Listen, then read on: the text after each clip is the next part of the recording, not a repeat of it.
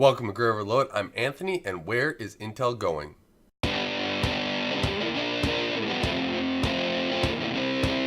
Intel's been in the news last week. They've rounded out their last of their ninth gen, or pretty much the rest of their ninth generation core processors from i9 all the way down to their Pentium and Celerons. But kind of looking forward on what's going on, Intel's been in the news. I've also had one where they're getting out of 5G modems. They have a huge business overall, and for a long period of time, they had a grip on the CPU space. And kind of looking at forward on where they're all going, we had some leaked roadmaps. Some great people like over at Semi Accurate. They've written some great articles about Intel as well. And there's a lot of other YouTubers that have done a great job doing some videos on there. I just want to take my take on where I think Intel is headed down a path, and I think that they're in a little bit of a transition on understanding where they need to go.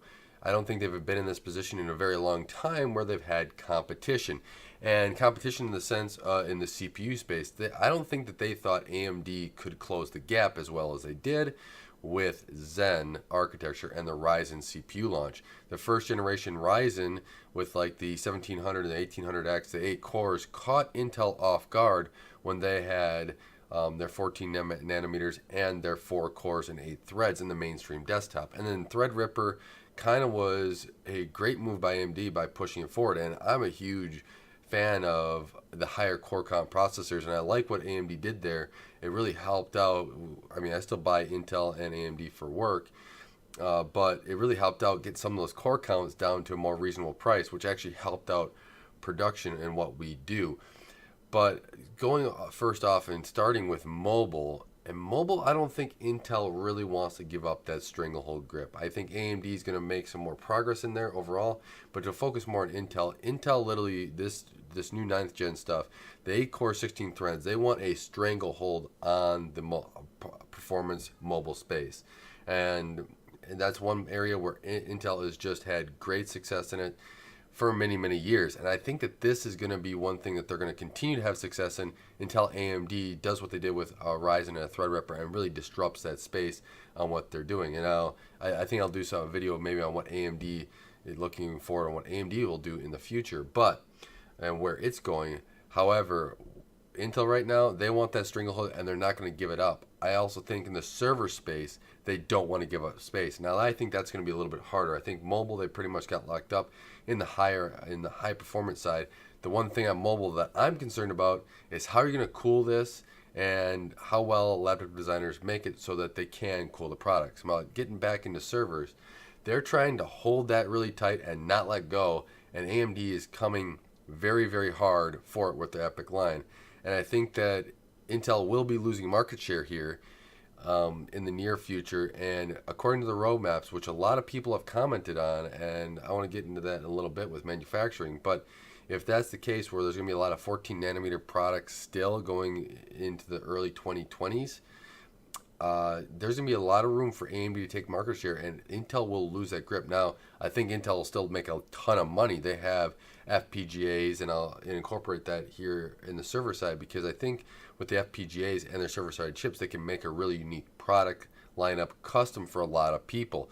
They can also use their Optane DIMMs, their persistent memory, with something that AMD doesn't have, to be able to retain some market share, maybe even grow in a different market segment than what they were before. Some semi-custom stuff would probably go a long way for Intel.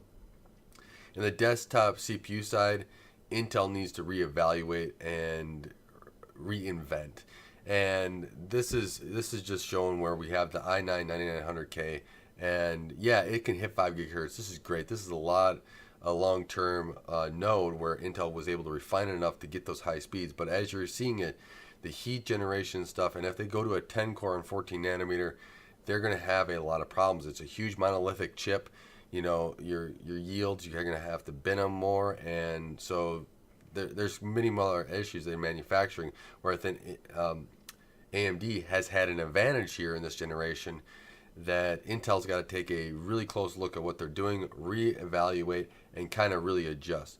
Hopefully for the better. Right now, if you want the fastest gaming machine, you're buying a 9900K, overclocking it, and getting an RTX 2080 Ti because you got the money, or a Titan. If you really want to go all out, get the Titan, spend all the money that you can, and get that great performance machine. But for price to performance, value, and everything else, AMD has a proposition, and Intel doesn't seem to be in that space. Now, maybe with the next gen Ryzen, what I think Intel would have to do is probably get out that 10 core and just try to compete on the same level. Maybe still have a high performance, just pure single threaded part better than AMD still. Intel does have that. They've had it for a while, and I think that they could still beat AMD in that area. But if they go through and they just manufacture a bunch of these processors, we could start seeing a lot of cheaper Intel processors, just because their yields might not be as good as they need to be to get out that higher end processor. Time will tell on that one, but you might be able to get a cheaper Intel system because of overproduction of some high end stuff that they had to make into a lower model processor. We'll see, but there's hope, and that I'll welcome that. Right, I'm not opposed to cheaper equipment. It's always good for the industry. So, but you know, AMD made tough work of Intel over the last 2 years with the Ryzen architecture. In the desktop, I do not think Intel had an idea of what AMD could do, and they were shocked at it. Heck, Intel poached, got Jim Keller, they got Raja Koduri, Chris Hook. They're taking everybody. They even got Tom from NVIDIA, so they're working really hard to make sure that they put a system together that they have some of the best talent out there, and they're buying it. But then we jump into graphics, and here's where I think is going to be interesting, where Intel is kind of taking a fresh look at things. And maybe that's what they need for the desktop, server, and even mobile. Like, they got a stranglehold of mobile, but let's say something were to change, and they need to adapt as well and look forward to that. And with graphics, they're kind of taking that way, and they're taking a lot of input from users, from consumers, of what consumers really want. Now, do I think Intel is genuine for the gamer? I think every company, NVIDIA, AMD, and Intel, all say, I want to hear what a gamer wants. Are they going to focus on it? I don't think so. And I think there's more money in the data center, unless we're going to start buying $10,000 graphics cards as gamers, which I do not want to do. And it's going to be really focused on the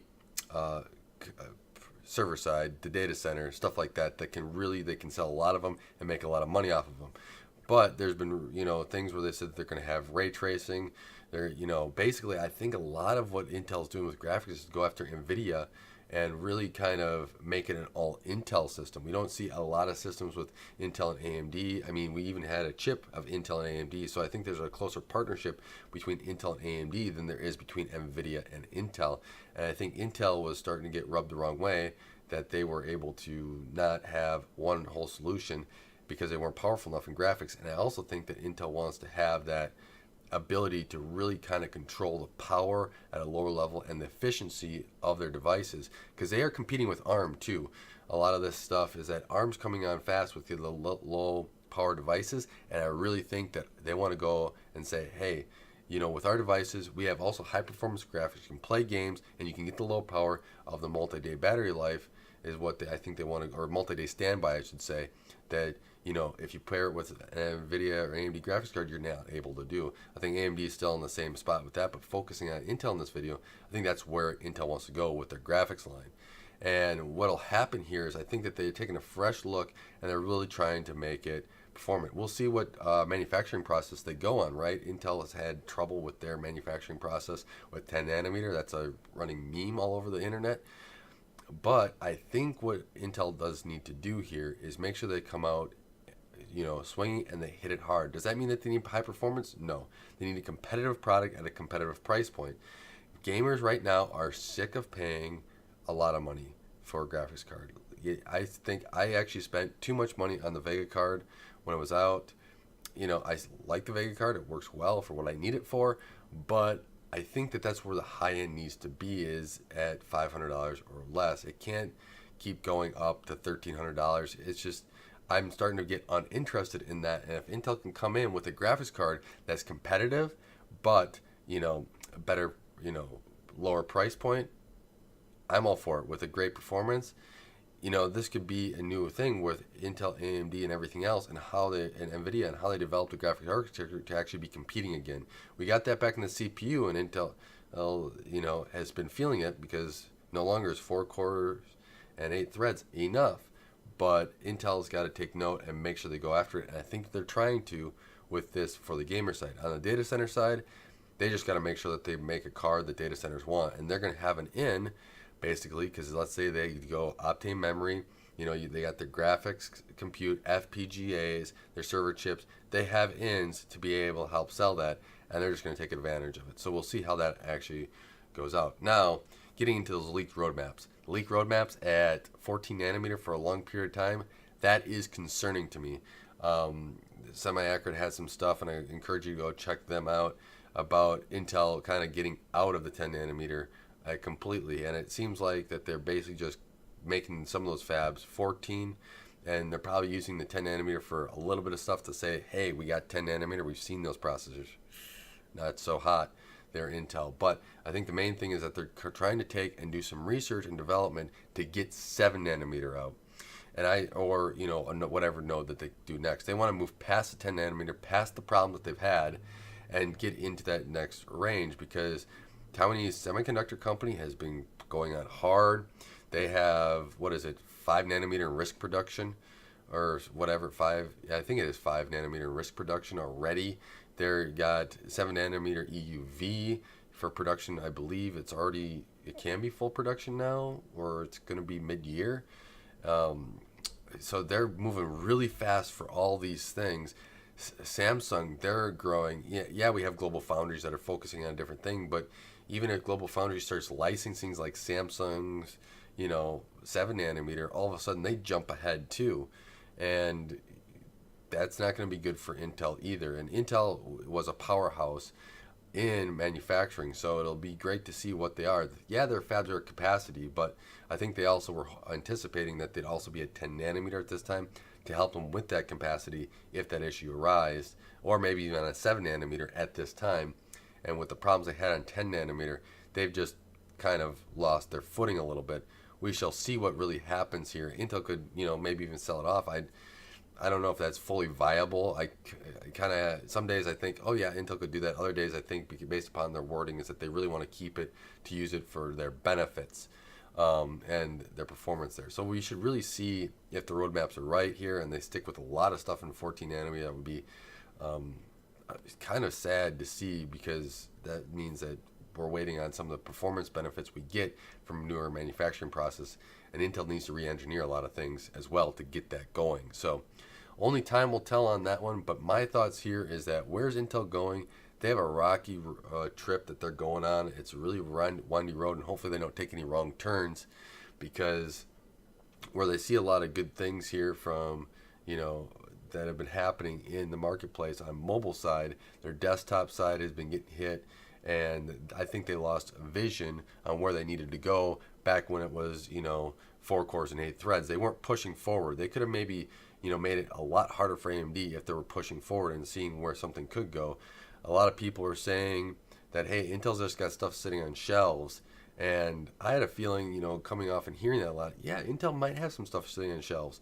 But as it looks like, the stuff sitting on the shelves, they might have had it, but it probably relied on 10 nanometer. And because that where it wasn't where it needed to be, it kind of hurt the whole business, if that's the case.